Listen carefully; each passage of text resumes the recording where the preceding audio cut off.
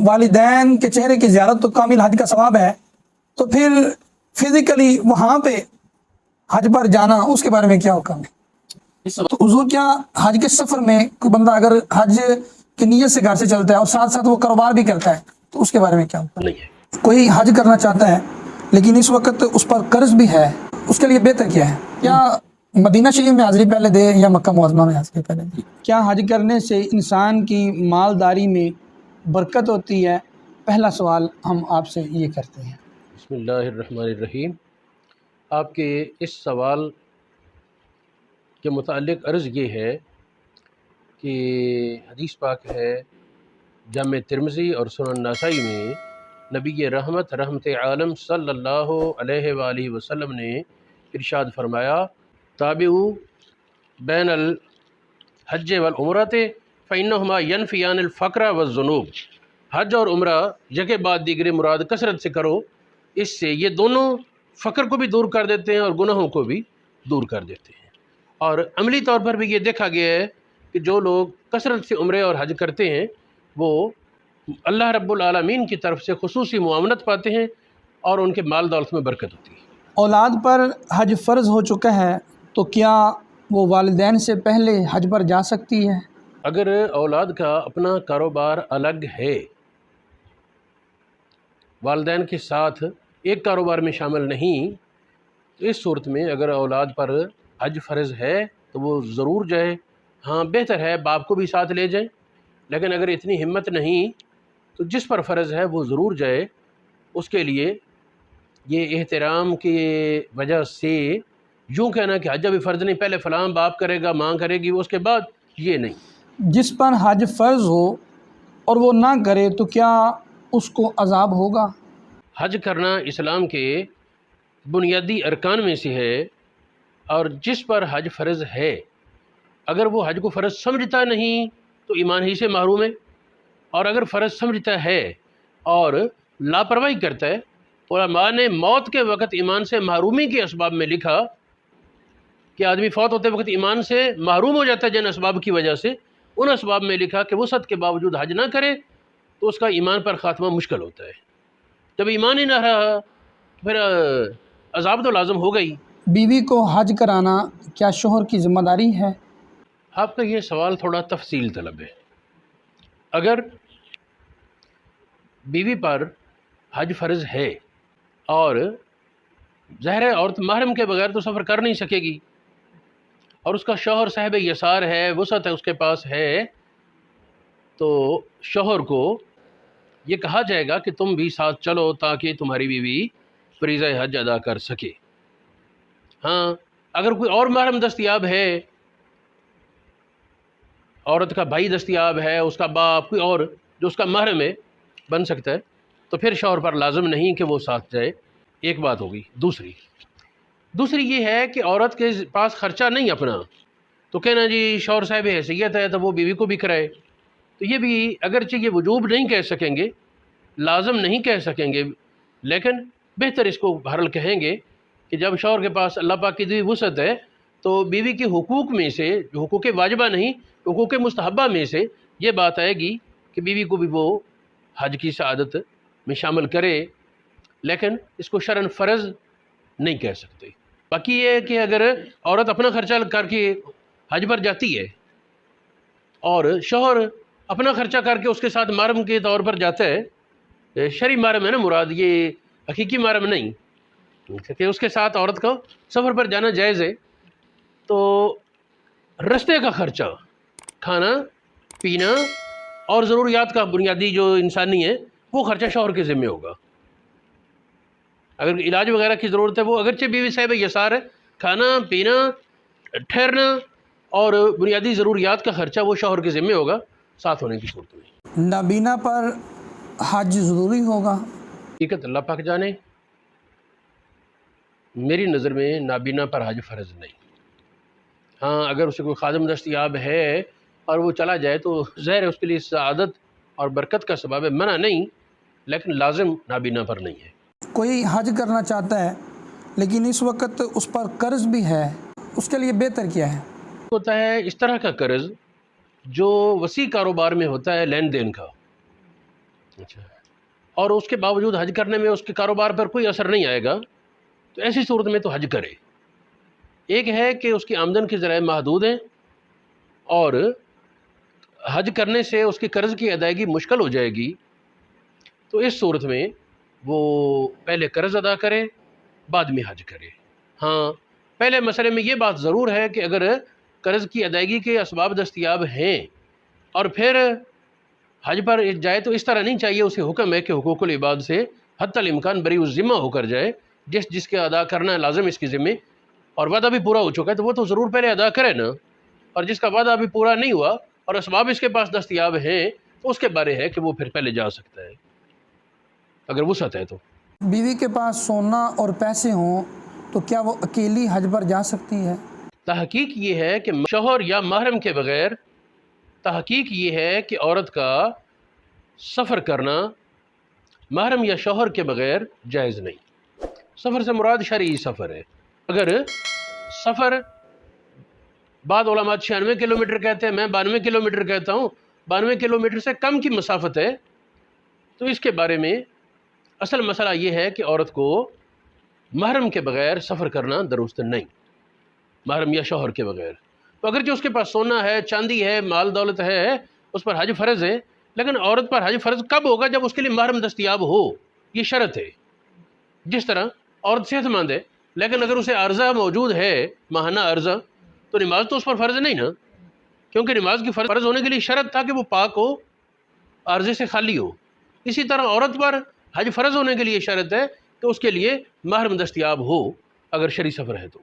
صاحب استطاعت ہونے کے باوجود عمروں کی کثرت اور حج پر نہ جائے تو اس کے بارے میں کیا حکم ہے؟ صاحب استطاعت ہونے کے باوجود جو حج نہ کرے وہ گناہ گار ہے، اور صرف عمروں کی کثرت اسے عند اللہ بری الذمہ نہیں کرے گی، بلکہ اس پر وبال کا اضافہ اس طرح بنتا ہے۔ ہاں، فرض حج کر لے، اس کے بعد چونکہ حج میں حجی کہلانا آسان ہے، بڑے مشقت کا کام ہے، تو اگر وہ بعد میں عمروں کی کثرت کرے اور حج کبھی کر لیا تو اس کا کوئی حرج نہیں، لیکن اگر فرض حج ہی ادا نہیں کیا تو صرف عمروں پر رہے اور ہے بھی صاحب یسار فراخی والا تو یہ گناہ گار ہوگا، یہ درست نہیں۔ احرام کی حالت میں خوشبو لگانا یا خوشبو والا صابن لگانا کیسے ہے؟ احرام کے ممنوعات میں سے ہے، احرام میں جو کام منع ان میں سے ہے خوشبو کا استعمال۔ تو احرام کی حالت میں خوشبو لگائے تو اس سے کسی ایک عضو کے اکثر حصے پر لگ جائے، خواہ ہونٹوں پر ہی لگ جائے، ہاتھ پر لگ جائے، کسی ایک عضو کے اکثر حصے پر لگ جائے تو دم فوراً واجب ہو جاتا ہے، جبکہ باقی معاملات میں بسا اوقات یہ ہے کہ کچھ وقت اس پر گزارنا، احرام کی خلاف ورزی میں گزارنا لازم ہوگا، لیکن خوشبو لگانے کے مسئلے میں فوراً دم واجب ہو جاتا ہے۔ دم واجب ہونے کا مطلب یہ ہے کہ جرمانے کے طور پر ایک بکری حد حرم میں ذبح کرنی لازم ہوتی ہے، اور وہ نہ خود کھائے نہ ہی اس کے اغنیاء ساتھیوں میں سے کوئی کھائے، غربا کھائیں تو ان کو اجازت ہے۔ ذہن میں ایک بات آتی ہے کہ خوشبو لگانا تو ایک اچھا کام ہے، تو یہ منع کیوں ہے خوشبو لگانا یہ حج کے موقع پر؟ اللہ رب العالمین کی منشا یہ ہے کہ انسان حج کے موقع پر سادگی اپنائے، اور خوشبو لگانے میں ایک وہ سہولت اور آرام کا پہلو واضح ہوتا ہے۔ تو ہماری نظر میں تو یہ ہے کہ خوشبو لگانا پسند ہے کیونکہ نبی پاک کو پسند تھا، تو جب حضور علیہ الصلوۃ والسلام نے حج کے موقع پر خوشبو سے منع کر دیا تو منع ہے۔ ہم عشق کے بندے ہیں، کیوں بات بڑھائیے؟ خوشبودار صابن یا شیمپو کا مسئلہ یہ بڑا ہی اس میں ابتلا ہے۔ بعض علماء اس مسئلے میں رخصت دیتے ہیں، عوام کے لیے ان کے فتوے پر عمل بھی جائز ہے۔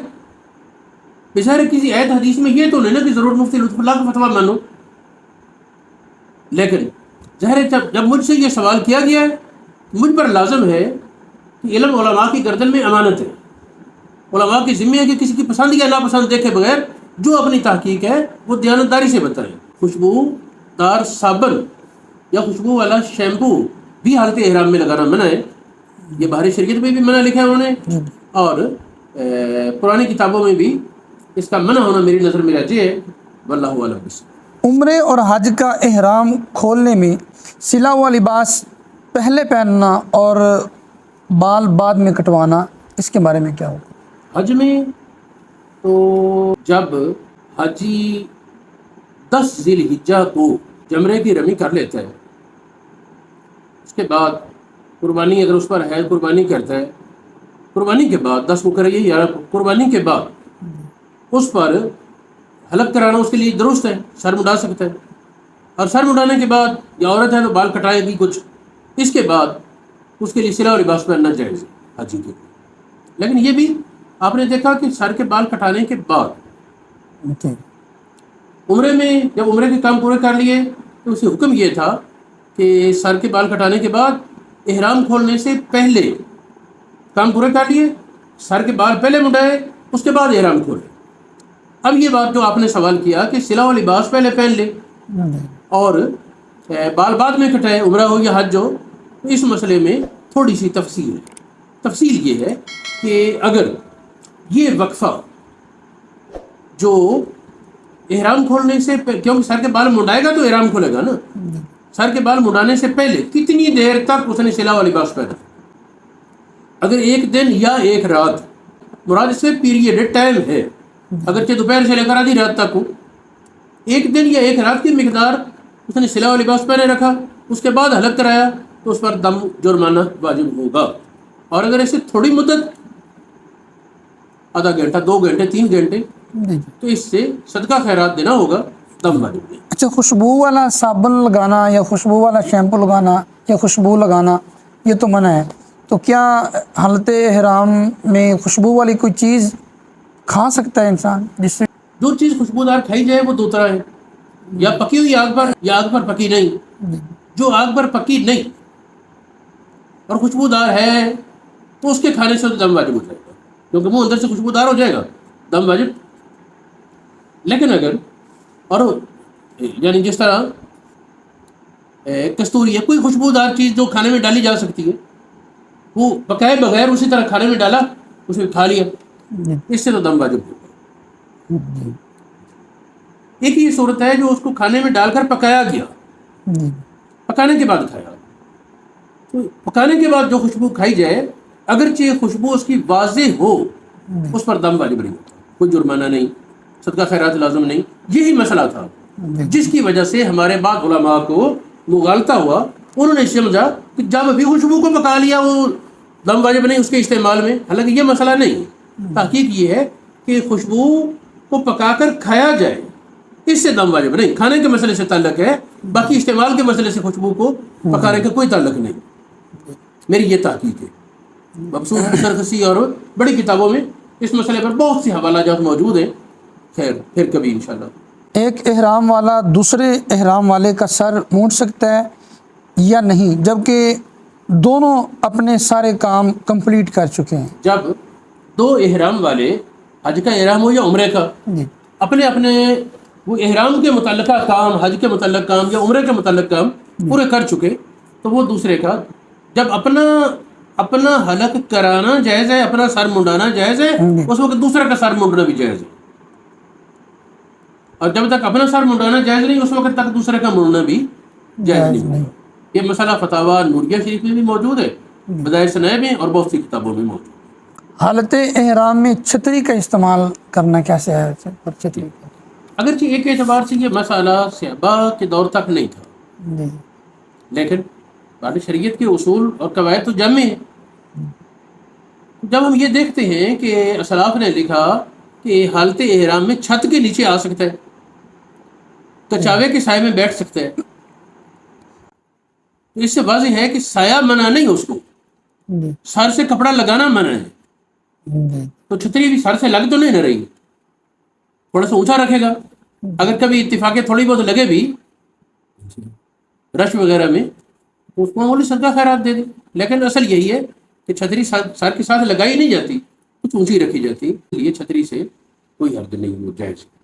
اگر آپ کو ہمارے سوالات اچھے لگ رہے ہیں، جوابات آپ کو پسند آ رہے ہیں، تو آپ اس چینل کو لازماً سبسکرائب کریں، کیونکہ فیوچر میں آپ کو اس طرح کے بہت سارا نالج ملے گا، بہت سارے آپ کے علم میں اضافہ ہوگا، اور اس میں بہت سارا آپ کا فائدہ ہو سکتا ہے۔ آئیے ہم اگلے سوال کی طرف بڑھتے ہیں۔ تو حضور کیا حج کے سفر میں کوئی بندہ اگر حج کی نیت سے گھر سے چلتا ہے اور ساتھ ساتھ وہ کاروبار بھی کرتا ہے تو اس کے بارے میں کیا ہوتا ہے؟ شرعی نقطۂ نظر سے سفر حج میں ساتھ کاروبار کرنا، مال کمانا قطعاً منع نہیں، جائز ہے۔ ہاں، نیت پر ہے، اگر اس کی نیت اصل ہے کاروبار کی اور حج بہانہ ہے تو ظاہر ہے پھر وہ تابع کی حیثیت رہ جائے گا، اور اگر مقصد حج ہے اور ساتھ چلو کاروبار بھی ہو جائے تو پھر یہ بہتر ہے، اس طرح حج کا ثواب بھی اللہ پاک پورا دے گا اور ساتھ مالی منفعت اس کا بھی کوئی قباحت نہیں، کوئی حرج نہیں۔ قرآن پاک کی اور حدیث پاک کے بہت سے دلائل اس پر واضح ہیں۔ حالت احرام میں ٹخنے ننگے کرنے سے مراد کیا ہے؟ مرد کے احرام میں پابندیوں میں یہ بات لازم ہے کہ ٹخنے ننگے ہوں، قدر سے اظہار طے بند جو ہے وہ ٹخنوں سے اوپر ہو، اور جوتا ایسا پہنے جو ٹخنوں کو نہ ڈھانپے، تاکہ کسی کے پاس اگر جوتا نہیں موزے پہنے تو اسے اجازت یوں دی گئی کہ وہ ٹخنوں کے نیچے سے برابر کاٹ لے، جوتا بنا لے۔ اب ٹخنے سے مراد کیا؟ عام طور پر ٹخنوں سے مراد ہوتا ہے وہ ہڈی جو پاؤں کے دائیں بائیں بڑی ہوتی، ابری ہوئی ہڈی، جبکہ حج کے مسئلے میں امام محمد علیہ الرحمہ سے منقول ہے کہ پنڈلی کے سامنے پاؤں کی طرف جو ہڈی ہے نا، پب کی ہڈی جس کو اوپر تھوڑی سی ابری ہوتی ہے، جی آگے انگلیوں والے حصے سے پہلے، یہ ہڈی مراد ہے، یعنی اس کا ننگا ہونا، اور اس کے برابر ظاہر ٹخنے بھی ننگے ہو جائیں گے، جن کو ہم عرفاً ٹخنے بولتے ہیں وہ بھی ننگے ہو جائیں گے، اور یہ جو حصہ ابھرا ہوا ہے سامنے پاؤں کا، انگلیوں کی شروع ہونے سے پہلے جو ہڈی ہے یہ والا حصہ، یہ ننگا ہونا مراد ہے۔ واللہ اعلم۔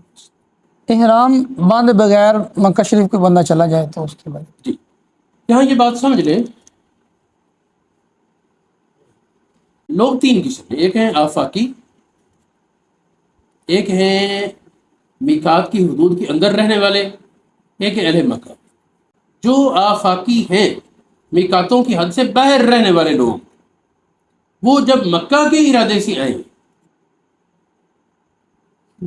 آفاقی مکہ شہر کے ارادے سے آئیں تو ان پر میقات کی حد سے گزرنا بغیر احرام کے جائز نہیں، ان پر لازم ہے کہ حج کا یا عمرے کا احرام باندھیں پھر گزرے۔ جبکہ جو لوگ میقاتوں کے اندر رہتے ہیں وہ مکہ شریف میں آ سکتے ہیں، اگر انہیں حج عمرے کی طرف توجہ نہیں، مکہ شہر میں کسی کام کے لیے آنا چاہیے، آئیں جائیں، خانہ کعبہ کی زیارت کریں، نماز پڑھیں، اہل مکہ بھی اور میقاتوں کی حدود کے اندر رہنے والے مسلمان بھی۔ ہاں، باہر رہنے والا مسلمان میقات کی حد کے اندر کسی رشتہ دار کو ملنے گیا، کسی کاروبار کے لیے گیا، کسی کام کے لیے گیا، پھر وہاں اس نے کہا کہ میں یہاں مکے کے اتنا قریب آ گیا، چلو میں زیارت بھی کرتا جاؤں، وہ بغیر احرام کے جا سکتے ہیں۔ لیکن اگر پہلے سے نیت ہو، اصل نیت ہو مکہ شریف جانے کی، باقی بہانہ ہو تو اللہ پاک دلوں کے حال جانتا ہے، پھر بہانے کے ساتھ بات نہیں بنے گی۔ حج افراد کسے کہتے ہیں؟ خانہ کعبہ کا حج کیا جائے اور حج میں نیت اکیلے حج کی جائے، نہ حج کے ساتھ عمرے کی نیت کی جائے، اور نہ ہی اس سفر میں اور مکہ معظمہ جائے اور حج سے پہلے عمرہ کرے، یوں بھی نہیں۔ شوال کا چاند نظر آنے کے بعد اگر عمرہ کرے، پھر گھر جائے بغیر، گھر پلٹے بغیر حج بھی کرے تو وہ حج افراد نہیں ہوگا۔ حج افراد تب بنے گا کہ اگر جب میقات سے گزرا صرف حج کا احرام باندھا، حج کرے، ہاں حج کرنے کے بعد اگرچہ عمرہ کر لے وہ حج افراد ہی رہے گا، لیکن حج سے پہلے یا حج کے ساتھ عمرہ نہ ہو۔ ایک بات یاد رہے کہ اہل مکہ کے لیے صرف حج افراد ہے، ان کے لیے تمتع یا قران نہیں۔ بیرونی لوگ جو ہیں آفاقی، ان کے لیے ہے تمتع و قران، لیکن افراد کا مطلب بتا دیا ہے کہ وہ صرف احرام باندھ کر آئے اور شوال کا چاند نظر آنے کے بعد حج سے پہلے عمرہ نہ کرے، حج کا احرام باندھ کر آفاق سے آئے میقات سے اور حج ہی کرے، ہاں حج کے بعد عمرہ کرے تو کرے، پہلے نہ کرے اس سفر میں شوال کے بعد، وہ حج افراد ہے۔ آپ نے ذکر کیا حج تمتع اور حج قران، تو یہ حج تمتع اور حج قران یہ کیا چیز ہے؟ حج قران کا مطلب یہ ہوتا ہے کہ عمرے اور حج دونوں کو ملا کر احرام باندھے۔ جب تلبیہ پڑھے احرام باندھنے کا تو یا اللہ میں عمرہ اور حج دونوں کا ارادہ کرتا ہوں، یہ دونوں میرے لیے آسان فرما اور میری طرف سے قبول کر۔ یہ حج قران، اس میں پابندیاں بھی زیادہ ہیں، جرمانے بھی دورے ہیں، ثواب بھی دورہ ہے۔ امام ابو حنیفہ فرماتے ہیں کہ افضل حج قران ہے۔ یہ بات ہوگی۔ اب تمتع کیا، تمتع یہ ہے کہ شوال کا چاند نظر آنے کے بعد عمرے کا احرام باندھ کر آئے مکہ شریف، عمرہ کرے، احرام کھول دے، اس کے بعد خواہ مکہ شریف میں رہے، مدینہ شریف جائے، یا دنیا میں کہیں گھومے پھرے، اپنے گھر نہ پلٹے، اس کے بعد اسی سال حج کرے۔ حج کے وقت وہ اکیلے حج کا احرام باندھ کر آئے گا، اور اسی سال شوال کا چاند نظر آنے کے بعد وہ عمرہ کر چکا، تو یہ بن جائے گا حج تمتع۔ تمتع کا معنی ہوتا ہے نفع اٹھانا، تو عمرہ کر کے احرام کھول دیا، احرام کی پابندیوں سے چھٹکارا کر کے نفع بھی، دنیاوی آسائش کا نفع بھی اٹھا لیا، اور پھر ثواب یہ بھی اسی سفر میں حج کا بھی کما لیا۔ ایک سفر میں عمرہ اور حج دونوں کام اکٹھے کر لیے، تو یہ شوال کا چاند نظر آنے کے بعد عمرہ، اور اسی سال گھر پلٹے بغیر حج کرے، تو یہ تمتع ہے۔ یہ امام مالک کے نزدیک افضل ہے، باقی امت کی اکثریت، احناف ہوں، مالکی ہوں، شافعی ہوں، حنبلی ہوں، امت کی اکثریت وہ اب حج تمتع ہی کرتی ہے۔ حدیث کسے کہتے ہیں؟ حدیث سے مراد قربانی کا جانور جو حرم میں ذبح کیا جائے اللہ پاک کے گھر کی تعظیم کے۔ عام اس کا طریقہ جو ہے وہ یہ ہے کہ حج کے موقع پر 10 ذی الحجہ کو، 10، 11، 12 جو حج کے موقع پر قربانیوں کا موسم ہے، اس موقع میں جو قربانیاں کی جائیں وہ مینا میں، اور اس نیت سے جانور لے جائے جائے، وہ ہدیہ ہے۔ اصل اتنا ہے، باقی اس میں حج تمتع یا قران کرے، جو آدمی حج تمتع یا قران کرتا ہے اس پر شکرانے کے طور پر لازم ہے، واجب ہے قربانی کرے۔ یہ تمتع یا قران کا دم کہلاتا ہے۔ ہاں اگر کوئی غریب آدمی ہے، کوشش کے باوجود وہ قربانی نہیں کر سکتا، تو اس کے لیے شریعت نے رخصت دی کہ حج سے پہلے وہ 3 روزے رکھ لے۔ ہمارے علماء کے نزدیک آخری روزہ 9 ذی الحجہ ہو تو جائز ہے، بہتر ہے 9 سے پہلے پورے کر لے 3 روزے،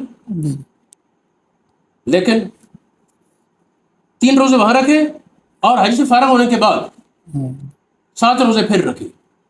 یہ 10 روزے اس کے وہ قربانی کا بدل بن جائے گا۔ تلک عشرۃ کاملہ قرآن پاک نے کہا۔ ہاں اگر حج کرنے کے بعد وہ مکہ معظمہ ٹھہر جائے، مدینہ منورہ میں باقی روزے رکھ لے، ساتھ جائز ہے، لیکن قرآن پاک نے جو حکم دیا وہ ہے سواتن اذا رجعت، 7 روزے لوٹنے کے بعد، اور 3 روزے وہ حج میں احناف کے نزدیک یہ ہے کہ حج شروع ہونے سے پہلے آخری روزہ 9 ذی الحجہ ہو، اس سے بعد، جبکہ دیگر علماء وہ اجازت دیتے 11، 12 کو بھی روزے کی، ایام حج میں بھی روزہ رکھ لے اگر پہلے نہیں رکھ سکا اور گنجائش نہیں بنی تو۔ بہرحال یہ ہے کہ حج تمتع یا حج قران یہ واجب ہے، اس میں قربانی واجب ہے، حج تمتع یا قران میں قربانی واجب ہے، اور اس قربانی سے خود کھا سکتا ہے۔ جرمانے کا جو دم ہے، جرمانے کا اس میں سے خود نہیں کھا سکتا، اور وہ جانور اگر یہ جو دم جرمانے کا ہے، یا اسی طرح متعدد حاجی مل کر بڑا جانور کرے ہدی، وہ بھی جائز ہے۔ متعدد حاجی مل کر تمتع میں قران میں 7 انگ رکھ لے، وہ بھی جائز۔ ہدی اور قربانی کے مسائل، جانور کی عمر، مسائل وہ بالکل ملتے جلتے ہیں، اس میں فرق تقریباً نہیں ہے۔ یہ تو ہوگا نا کہ قربانی ظاہر ہم اپنے اپنے علاقوں میں کرتے ہیں، اور یہ جو تمتع یا قران کی قربانی ہے ہدی، یہ وہاں مکہ شریف ہوگی، حرم مکہ کی حد میں۔ ناظرین اگلا سوال ایک بڑا عجیب سا ہے، اور عجیب میں کہہ رہا ہوں، ویسے عجیب ہے نہیں۔ وہ یہ ہے کہ ہمیں یہ بتایا گیا کہ والدین کے چہرے کی محبت سے زیارت کرنا اللہ تعالیٰ اسے کامل حج کا ثواب عطا فرماتا ہے۔ ہمارا اب سوال یہ ہے کہ کیا والدین کے چہرے کی زیارت تو کامل حج کا ثواب ہے، تو پھر فزیکلی وہاں پہ حج پر جانا اس کے بارے میں کیا حکم ہے؟ اس سوال کے بارے عرض یہ ہے کہ یہ جو فضائل ہوتے ہیں نا، ان کی حیثیت فضائل کی رکھتے ہیں، ان کی فرائض سے بھاگنے کے لیے بہانہ نہ بنایا جائے اس کو۔ جو فرائض ہیں وہ فرائض ہیں، ہاں وہ ادا کرنے کے ساتھ فضائل کمائے جائیں وہ ٹھیک ہے، اور اگر یہ ہے کہ فرائض سے بھاگنے کا بہانہ بنایا جائے تو یہ درست نہیں۔ والدین کی زیارت بلا شبہ بہت بڑی سعادت اور بڑے ثواب کا کام ہے، بہت سی حدیثیں اس پر ملتی ہیں، لیکن یہ کہنا کہ والدین کی زیارت کر لے اور عمرہ کی چھٹی، حج کی چھٹی، رمضان شریف میں عمرہ کر لے اور حجات مائے جا ہے، نبی پاک نے فرمایا میرے ساتھ حج کی طرح رمضان کا عمرہ حج کر کے کیا کرنا، یہ ایسے بالکل نہیں۔ حج جو فرض ہے وہ فرض ہے، وہ لازم ہے، ہاں اس کے ساتھ دوسرے فضائل حاصل کیے جائیں ٹھیک، لیکن اگر ان فضائل کو بہانہ بنایا جائے، فرائض سے بھگنے کا، فرائض سے فرار کا بہانہ بنایا جائے فضائل کو، تو وہ فضائل بھی حاصل نہیں ہوں گے، کیونکہ اس طرح نتیجہ وجہ کیا ہے۔ جو میں کہہ رہا ہوں فرائض سے بھاگنے کا بہانہ بنایا فضائل کو، تو فضائل حاصل نہیں ہوں گے۔ کیوں؟ وجہ اس کی یہ ہے کہ اس صورت میں انسان فرض کو فرض نہیں سمجھ رہا، اللہ کے فرض کو فرض نہیں سمجھ رہا، اس میں رخصت جانتا ہے کہ میرے ذمہ وہ لازم نہیں، اور فرض کو فرض نہ جانا تو ایمان ہی گیا۔ یہ اس طرح ہوا نا جس طرح کوئی آدمی نمازوں کی قضائی ذمہ ہو اور کیا جی مکہ شریف میں ایک نماز کا ثواب لاکھ کا ہے، تو پانچوں نمازوں کی ایک قضائی دے لی اور چھٹی۔ تو امام نبی نے لکھا ہے اس پر اجماع امت ہے، وہ بری اس ذمہ نہیں ہوگا۔ فضائل فضائل ہوتے ہیں، اس سے فرائض سے رخصت نہیں ہے، تو اسی پر اسی مسئلے کو بھی قیاس کریں گے۔ کیا مدینہ شریف میں حاضری پہلے دے یا مکہ معظمہ میں حاضری پہلے دے؟ اس مسئلے میں علماء کا کچھ اختلاف تو ہے۔ بہت سے علماء یہ کہتے ہیں کہ اگر فرض حج کرنا ہے تو پہلے مکہ معظمہ، اور اگر فرض حج کر چکا تو پہلے مدینہ منورہ۔ اس میں تو کوئی شک نہیں نا کہ اگر اس کے لیے کسی طرح کی مشکل ہے، مشقت ہے، تو ٹھیک ہے جس طرح دستیاب ہے، لیکن سوال ہے بہتر کے بارے۔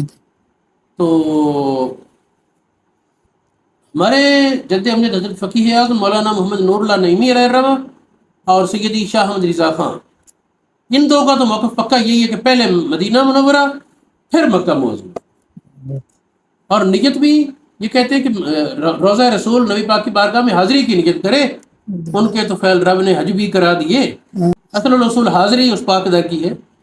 تو یہ اہم مقصود، بڑا کام، وہ نبی پاک کی بارگاہ میں حاضری، اور اس کے ساتھ پھر باقی وہ توفیلی کے طور پر کام ہو جاتے ہیں۔ جی واللہ اعلم۔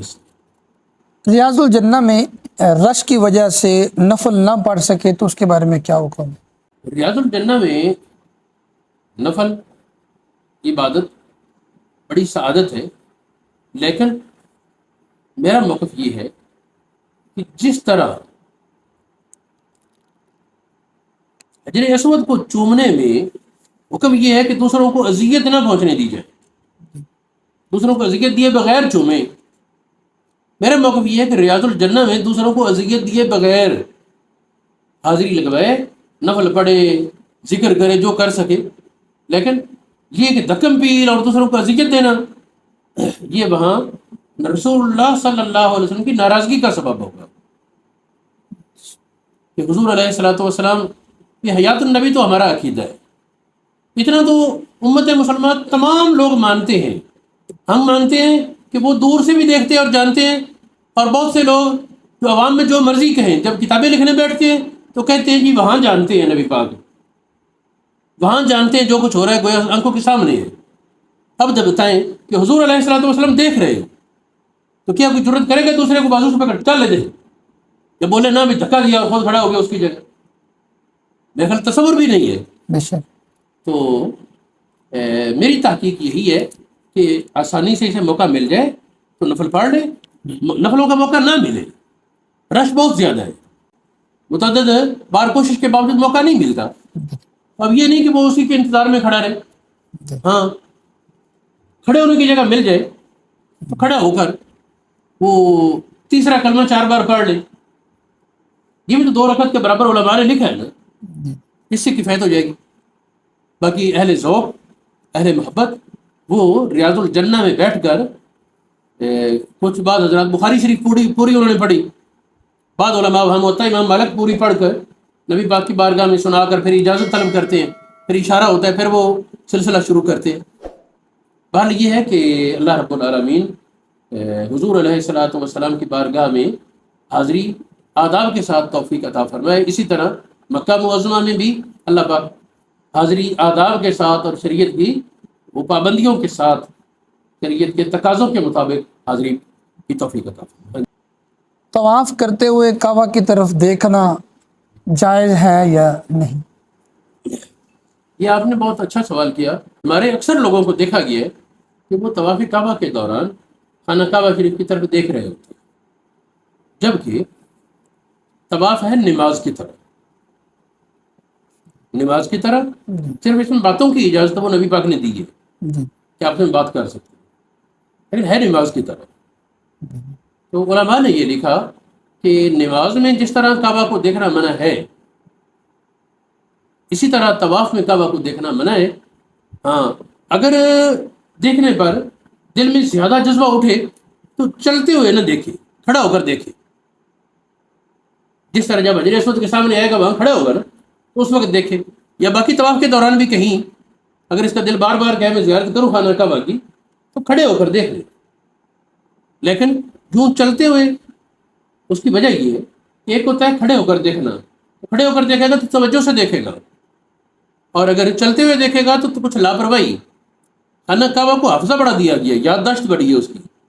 وہ قیامت کے روز کہے گا یا اللہ اس نے مجھے لاپرواہی سے دیکھا تھا. تو یوں نہیں بلکہ کعبہ شریف کو یہ کہنا چاہیے یا اللہ اس بندے نے مجھے محبت سے دیکھا تھا. اس لیے طواف کے دوران چلتے ہوئے خانہ کعبہ کی زیارت یہ منع ہے, اس سے بچنا. تو کیا پھر وہ آگے پیچھے بھی نہیں دیکھ سکتا؟ دوسرا سوال یہ ہے کہ اگر دیکھ سکتا ہے تو پھر اگر بائی چانس اس کی نظر پڑ جائے تو پھر اس کی آنکھیں بند کرنے کا تو حکم نہیں. ظاہر دیکھ نظر تو پڑے گی آگے پیچھے, لیکن یہ ہے کہ بائی چانس نظر پڑے تو اس کا حرج نہیں خانہ کعبہ پر. لیکن اگر ارادے سے دیکھے گا تو وہ منع ہے, اور اسے پتہ ہونا چاہیے نا, یہ کہ پتہ ہی نہ ہو, پتہ ہونا چاہیے کہ نہیں دیکھ رہا, پھر نظر پڑ جائے کوئی حرج نہیں, اللہ پاک معاف کرے. جی رانا سے احرام باندھنا کیسا ہے؟ یاد رہے کہ ایک ہے آفاقی. آفاقی کے لیے حکم یہ تھا کہ میقات سے احرام باندھ کر گزرے. میقات پر باندھے گا اس سے پہلے باندھ لے. اگر وہاں سے احرام باندھ کر آیا پھر مکہ معظمہ پہنچا, عمرہ کر لیا, حج کر لیا, اس کے بعد دوسرے عمرے کے لیے وہ مسجد تنعیم جائے, عائشہ مسجد عائشہ جس کو کہتے ہیں, یا یہ جیر رانا جہاں حنین والے شہداء کی قبور ہیں اس مقام پر جائے. جیر رانا کے مقام سے خود نبی پاک علیہ السلام نے احرام باندھا ہے, اور مسجد تنعیم سے مسجد عائشہ سے ام المؤمنین عائشہ صدیقہ کو حکم دیا کہ وہاں سے احرام باندھ کر آؤ. یہاں ایک اور مسئلہ ضروری ذہن میں آ گیا. ایک آدمی آفاقی بغیر احرام باندھے مکہ شریف چلا گیا, اب وہ کیا کرے؟ اصل مسئلہ یہ ہے, اسے حکم یہ ہے کہ واپس جائے وہ میقات کی حد پر, وہاں سے احرام باندھ کر دوبارہ آئے. تو اس صورت میں جرمانہ بھی زائل ہو جائے گا اور گناہ بھی معاف ہو جائے گا. ہمارے دور میں اس کی آسان صورت یہ ہوگی کہ وہ مدینہ شریف چلا جائے, طواف تو کر لیا, اس کے بعد مدینہ شریف چلا جائے, پھر جب دوبارہ مکہ شریف آئے اب وہ مدینہ شریف کے میقات سے احرام باندھ کر آئے, اور اس میں نیت یہی کرے کہ پہلے بغیر احرام کے گزر گیا اس کی تلافی ہو جائے, تو وہ تلافی ہو جائے گی اور اس کا گناہ بھی ظاہر ہو جائے گا اور دم بھی ساکت ہو جائے گا. جو آدمی میقاتوں کے باہر سے بغیر احرام باندھے آیا وہ اگر مسجد عائشہ یا مسجد جیرانہ جا کر احرام باندھے گا اس کی تلافی نہیں ہوگی. اس کے لیے وہ اس کے ذمہ آفاقی عمرہ ہے, آفاقی احرام ہے, باہر جائے اس حد پر وہاں سے احرام باندھ کر ہے. اور جو اس کے علاوہ ہے کہ جب مثال کے طور پر مکہ شریف میں آ گیا, عمرہ کر لیا, باہر سے احرام باندھ کر آیا, عمرہ اس کے بعد اب دوسرا عمرہ کرنا, تیسرا, چوتھا, اس میں حرج نہیں, وہ مسجد عائشہ سے کرے, جیرانہ سے کرے, حدود حرم سے باہر کسی بھی جگہ باہر چلا جائے، حد حرم سے باہر جا کر وہاں سے احرام باندھ کر آ جائے، اس کے لیے عمرہ درست۔ مکے والوں کے لیے عمرے میں احرام باندھنے کی جگہ ہے حد حرم سے باہر جا کر احرام باندھنا، اس مسئلے میں وہ مکے والوں سے لاحق ہو گیا ہے۔ اور جو ہے مکہ اور میقات کے اندر رہنے والے لوگ، ان کے لیے عمرے اور حج دونوں میں اپنے گھر سے احرام باندھ لیں۔ اہل مکہ حج کا احرام اپنے گھر سے باندھے، مسجد حرام شریف سے باندھے۔ احرام باندھنے کا مطلب ہے نیت کرنا۔ جی جی میں نے بھی اس طرح کیا تھا، جب حج ادا کیا ہے تو غسل کر لیا، چادریں پہن لی، اور مسجد شریف میں آ کر 2 رکعت یا 4 رکعت جو نماز پڑھی، اس کے بعد سر سے کپڑا ہٹایا، تلبیہ پڑھا۔ یہ مسئلہ نظر بعد میں آیا، اس وقت تو میں نے اپنے آپ میں سوچا تھا کہ مسجد شریف میں ثواب اور بڑھ جائے گا۔ اور یہ ہے کہ یہ یعنی اہل مکہ کا میقات عمرے میں حرم سے باہر جا کر احرام باندھے، اور حج میں اپنے گھر سے مکہ میں جہاں سے مرضی احرام باندھے حج کا۔ جو ہے میقات کے اندر رہنے والے لوگ اور مکہ سے باہر حد حرم سے باہر رہنے والے اور میقات کے اندر رہنے والے لوگ، ان کے لیے میقات، ان کے لیے احرام باندھنے کی جگہ اپنا گھر عمرہ ہو یا حج ہو، وہ اپنے گھر سے احرام باندھے اور چلے جائیں۔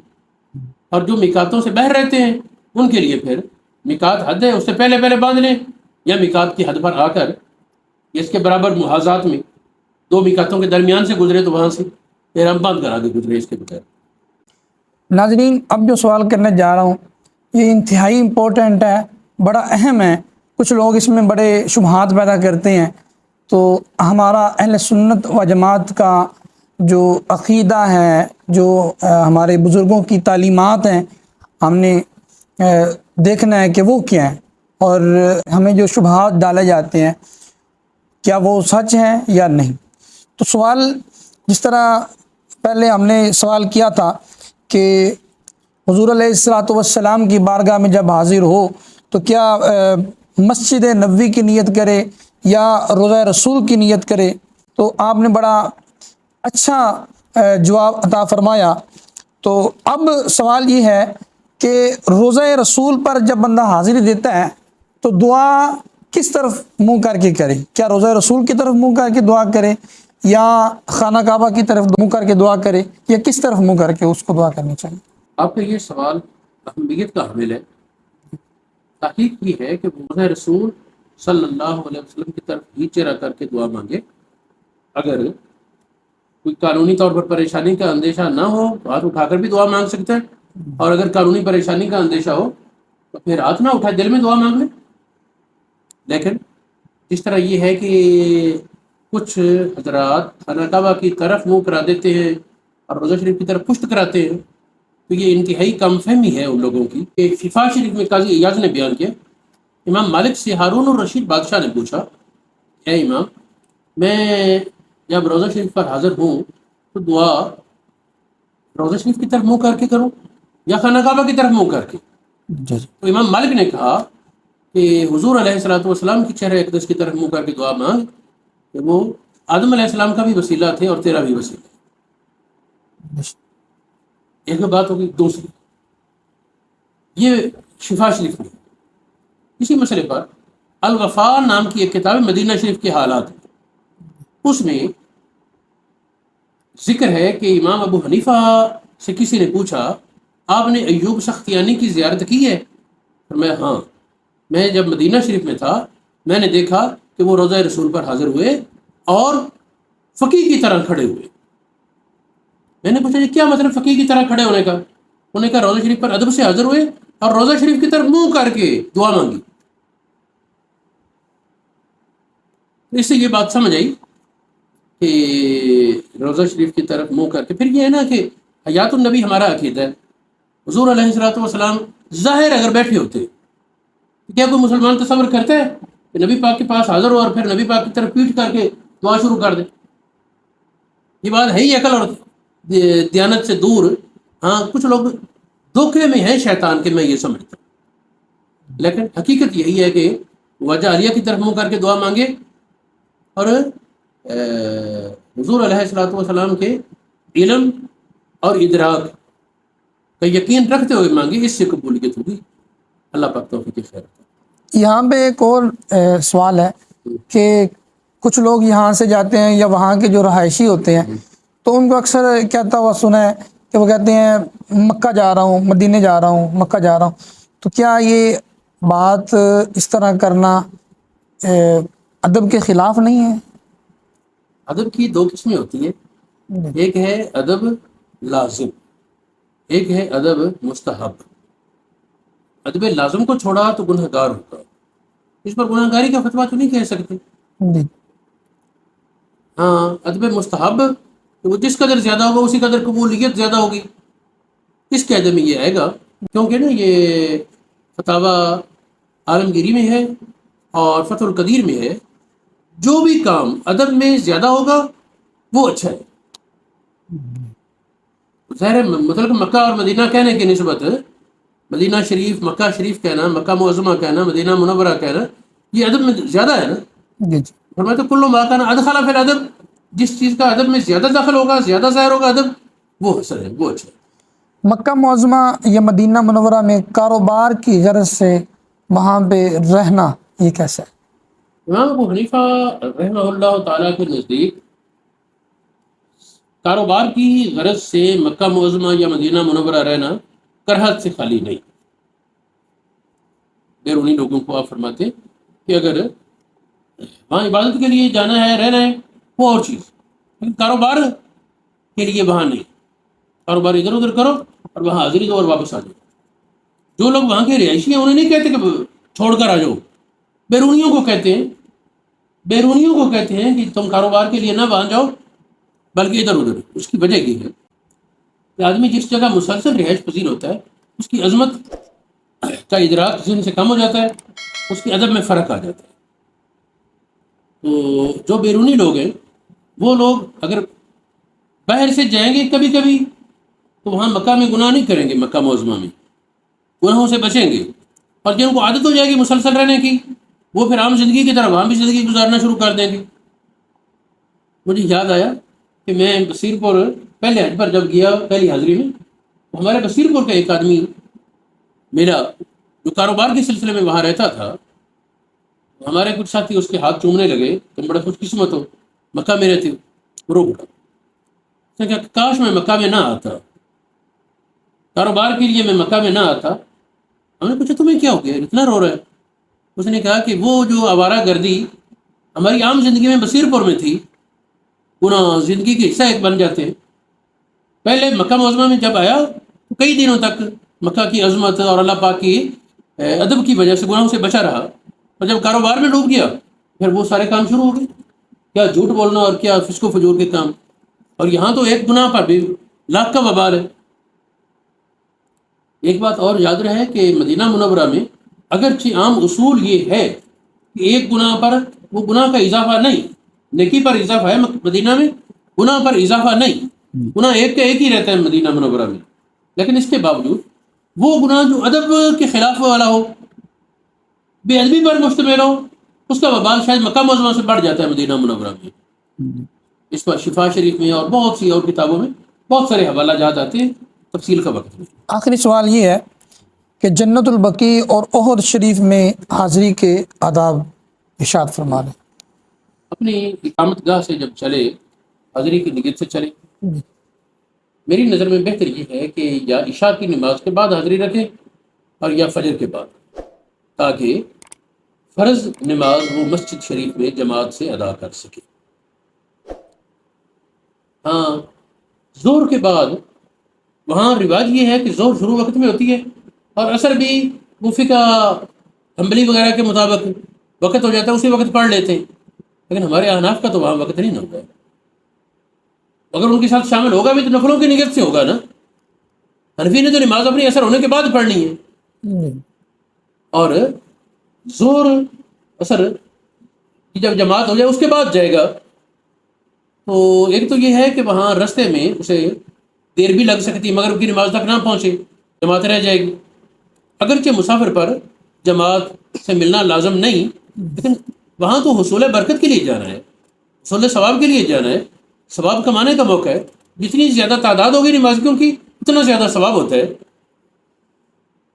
اور پھر عوام الناس چونکہ عقیدہ بھی نہیں جانتے اپنے ائمہ کا، تو ان کے لیے میرا موقف یہ وہ جماعت سے نماز پڑھے، اور جو عقیدہ کسی خاص امام کا جانتا ہے کہ وہ گستاخی کا عقیدہ رکھتا ہے تو اس کی اقتداء سے بچنا بہرحال لازم ہوگا۔ اگر کبھی مجبوری بانی جائے تو پھر نفلوں کی نیت سے پڑھ لے اور بعد میں فرض اپنے الگ پڑھے۔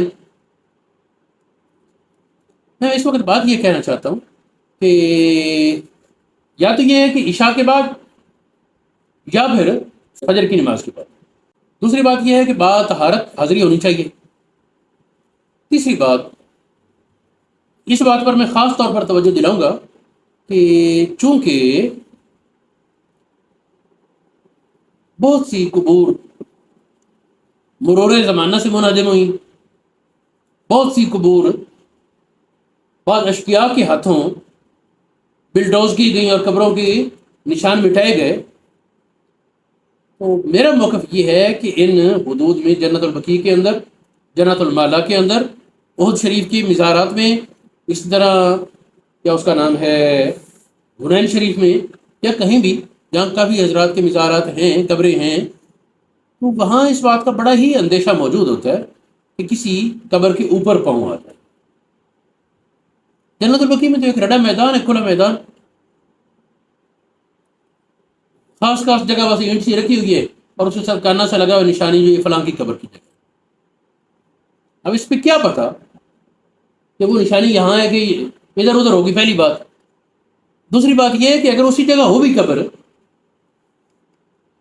تو بھی قبروں کے درمیان ساری قبروں کے نشان نہیں نہ محفوظ۔ جنت البقیع میں 10,000 صحابہ مدفون ہیں، اہل بیت اطہار اور اولیاء کاملین لاکھوں کی تعداد میں موجود ہیں، سب کے نشانات تو محفوظ ہیں ہی نہیں، جن کی ہیں بہت تھوڑی تعداد ہے۔ اب تصور کیا جائے اگر تمہارا قدم رسول اللہ صلی اللہ علیہ وسلم کے اہل بیت میں سے کسی کی قبر کے اوپر آ جائے، امہات المومنین کی قبروں میں سے کسی کے اوپر آ جائے، یا کسی صحابی ہی کی قبر کے اوپر آ جائے، یار ہم لوگ تو وہ ہیں جو اولیاء اللہ کے ہاتھ پاؤں چومنا سعادت سمجھتے ہیں، اور جہان بھر کے اولیاء اکٹھے ہو جائیں تو ایک ادنا صحابی سے مراد ہے جس نے ایک بار زیارت کی، سب سے کم درجے والا صحابی، اس کے مقام کو نہیں پہنچتے سارے اولیاء مل کر۔ ہم اللہ کے ولیوں کے تو ہاتھ پاؤں چومیں اور رسول اللہ کے صحابہ کی قبروں کے اوپر پاؤں رکھیں، یہ یقیناً ادب کے خلاف ہے۔ جہاں امکان ہے، ممکن ہے کہ قبر کے اوپر پاؤں آ جائے تو وہاں بچنا چاہیے۔ میرا موقف یہی ہے کہ قبرستان کے باہر کھڑے ہو کر دعا مانگے۔ ہاں، تدفین کے لیے کسی کو اندر جانا ہے وہ جائے، کسی میت کے ساتھ تدفین کے لیے جانا ہے یا قبر وغیرہ کی اصلاح مرمت کے لیے جانا وہ اور چیز ہے، اور جو ہے کہ قبروں پر حاضری کے لیے جانا ہے تو اس میں میرا موقف یہ ہے کہ باہر کھڑے ہو کر حاضری دے، فاتحہ شریف پڑھے، سورہ یاسین پڑھے، جو قرآن پاک یاد ہے وہ پڑھے اور دعا مانگے۔ ایک بات یہاں اور اس گفتگو کے موقع سے فائدہ اٹھاتے ہوئے میں کہتا ہوں کہ مدینہ شریف میں حضرت امیر حمزہ رضی اللہ تعالیٰ عنہ کی قبر وہ بڑی ہی فیض رساں ہے۔ وہاں مدینہ منورہ میں کوئی کتب جائے، غوث جائے، کوئی اللہ کا ولی جائے، وہاں تصرف نہیں چلتا کسی کا، وہاں تصرف نہیں چلتا، وہاں وہ عام لوگوں جیسے ہو جاتے ہیں سارے ہی۔ لیکن امیر حمزہ کی قبر سے فیض جاری ہے، لگتا ہے کہ نبی پاک کی طرف سے ان کی ڈیوٹی لگائی گئی ہے۔ سورج کے قریب تارے نہیں نہ چمکتے، وہ تو سورجوں کا سورج ہے، تو وہاں عام اصول یہ ہے کہ کوئی ولی، کوئی کتب، کوئی غوث جو مرضی آ جائے، وہاں بالکل بلا جیسے عام آدمی ہے، کیفیات بھی بعض اوقات سلب ہو جاتی ہیں، یہ احساس ختم ہو جاتے ہیں۔ لیکن یہ ایک اصول لکھا ہے علماء نے کہ مدینہ شریف میں کوئی بھی حاجت مراد ہے، کسی طرح کی کوئی پریشانی ہے، وہ امیر حمزہ کے مزار پر حاضری دیں، وہاں سے سفارش کریں، اس کے بعد روضہ رسول پر حاضری دی جائے، اللہ پاک وہ حاجت مراد پوری کر دے۔ میں نے اس کا تجربہ بھی کیا ہے۔ اللہ رب العالمین وہ چیز مانگنے کی توفیق عطا فرمائے جو ہمیں دنیا اور آخرت میں نافع۔ تو کیسا لگا آپ کو آج کا یہ چیپٹر؟ اگر پسند آئے تو اس کو اپنے دوستوں کے ساتھ، احباب کے ساتھ شیئر ضرور کریں، اور اگر آپ کے مائنڈ میں، آپ کے ذہن میں کچھ سوالات آ رہے ہیں تو آپ کمنٹ میں پوچھ سکتے ہیں، انشاءاللہ آپ کو اس کے جوابات تفصیل سے دیے جائیں گے، اور اس کا انشاءاللہ اس کا ذکر بھی کیا جائے گا، جس کا سوال ہوگا اس کا نام بھی اس سیشن میں لیا جائے گا۔ تھینک یو، اللہ حافظ۔